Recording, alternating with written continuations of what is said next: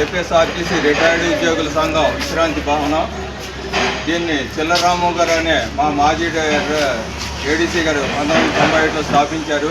అప్పటి నుంచి కంటిన్యూ అవుతూనే ఉంది. ఇది కార్మికులు నెలకి 200 కట్టే చందా డబ్బులు ఉంటే, సంవత్సరానికి 200 కట్టే చందా డబ్బులు ఉంటే బిల్డింగు నేలమట్టం చేసి మళ్ళీ పునఃప్రారంభించడం అయింది.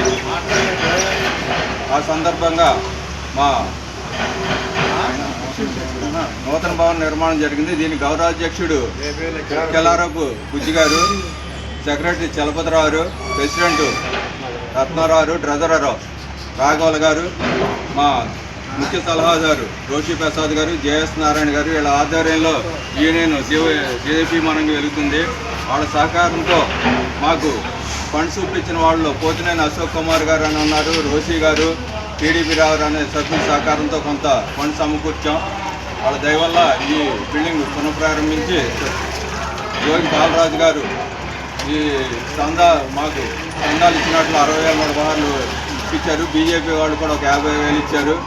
అలా కట్టినేని లక్ష్మణరావు, వైఎల్ నారాయణ గారు అనే వాళ్ళందరూ 25,000, 33,000 అలా ఇచ్చి ఈ భవనానికి నిర్మాణానికి సహకరించారు. వారందరికీ మా యూనియన్ తరఫున ధన్యవాదాలు తెలియజేస్తాం.